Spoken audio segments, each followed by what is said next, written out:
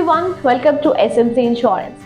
आपसे एक सवाल था, अगर मैं आपको कोई 1 साल पुरानी गाड़ी बेचूं, तो क्या आप उस गाड़ी के लिए उतना ही पैसा पे करोगे जितना किसी ब्रांड न्यू कार के लिए? नहीं। और अगर मैं आपको कोई 3 महीने पुरानी गाड़ी बेचूं जो सिर्फ 100 किलोमीटर चल चुकी है, क्या आप सेम प्राइस पे करोगे as brand new car? No. Why? Because your car is a depreciating asset like your mobile phone and the furniture of your house. इस तरह के assets की मार्केट वैल्यू एज और यूज के साथ कम होने लगती है। और जब आप अपनी इंश्योरेंस कंपनी से क्लेम लेने जाते हो तो आपकी इंश्योरेंस कंपनी भी आपकी गाड़ी की मार्केट वैल्यू आपको पे करती है, वो वैल्यू जो कि डेप्रिसिएशन हटाने के बाद पे की जाती है, और इस वैल्यू को आप कहते हो IDV, इंश्योर्ड डिक्लेयर्ड वैल्यू। और आज की वीडियो में हम यही समझेंगे कि ये इंश्योर्ड डिक्लेयर्ड वैल्यू क्या है, इसे कौन से फैक्टर्स इंपैक्ट करते हैं और आप अपनी गाड़ी की IDV कैसे कैलकुलेट कर सकते हो।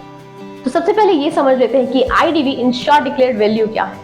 इंश्योर्ड डिक्लेयर्ड वैल्यू मतलब आपके व्हीकल की वो करंट मार्केट वैल्यू जिसे डेप्रिसिएशन हटाने के बाद काउंट किया जाता है।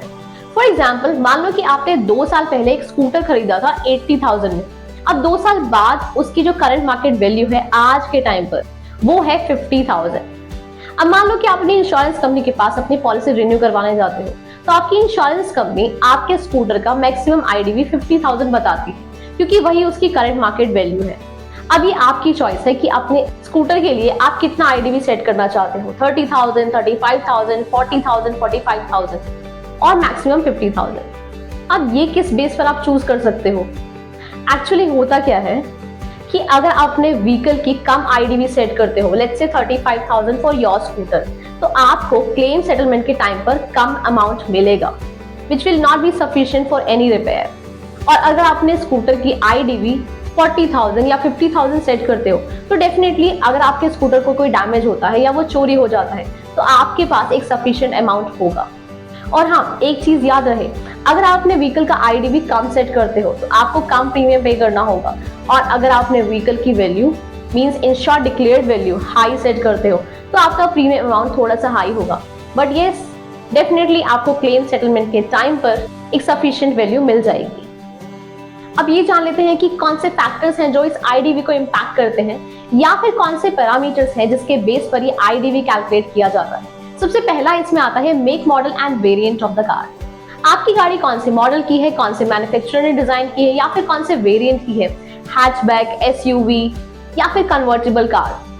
Manufacturer and model also change the value of its. For example, BMW has higher value than the Maruti Swift Dzire.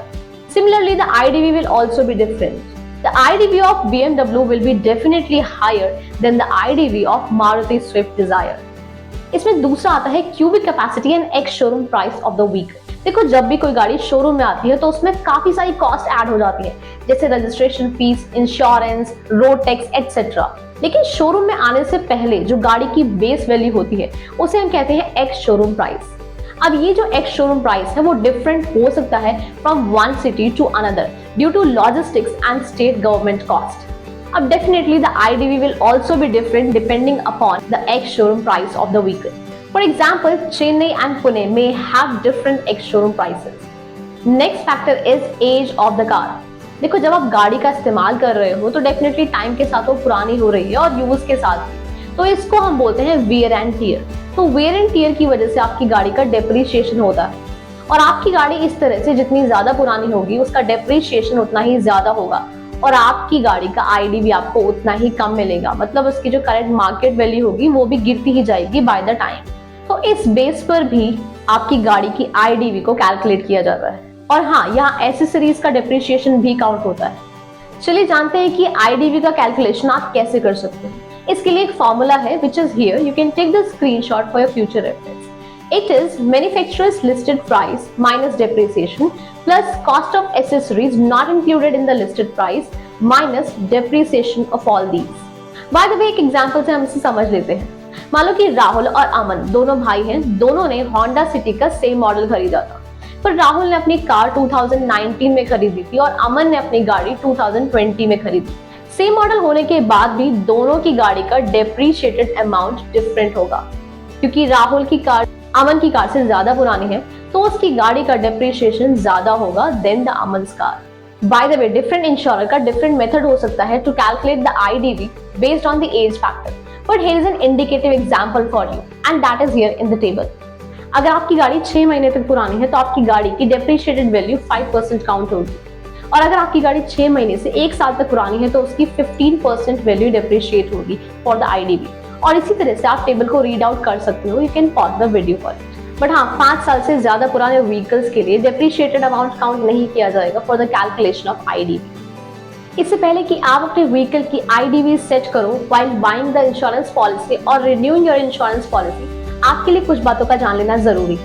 Point 1, insured declared value compensation का वो मैक्सिमम अमाउंट है जो आपके व्हीकल के चोरी होने पर या उसके टोटल लॉस होने पर आपकी इंश्योरेंस कंपनी से आपको मिलता है।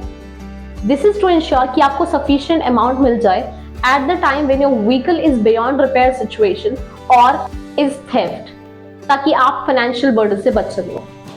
दूसरा, अगर आप अपनी गाड़ी का लोअर आईडीवी सेट करते हो तो डेफिनेटली आपका प्रीमियम अमाउंट तो कम हो जाएगा, लेकिन आपको क्लेम सेटलमेंट के टाइम पर सफिशिएंट अमाउंट नहीं मिल पाएगा। और मान लो कि अगर आपकी गाड़ी चोरी हो जाती है तो डेफिनेटली एक बड़ा फाइनेंशियल बर्डन आपको झेलना पड़ेगा। Point 3, don't overstate your IDV. कई बार लोगों को लगता है कि अगर हम ज्यादा आईडीवी सेट करते हैं तो ज्यादा क्लेम अमाउंट मिलेगा। Definitely, but the claim amount which you will receive that will be based on the quantum of loss, not based on the IDV. So remember it. And last thing to remember is that don't do random calculation to calculate the IDV of your vehicle, क्योंकि आपको claim settlement के time पर problem हो सकती है if you don't get a sufficient amount. So stick to the formula.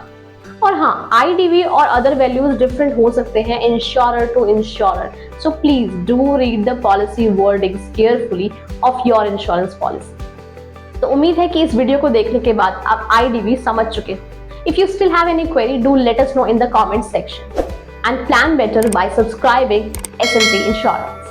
Thanks a lot for watching.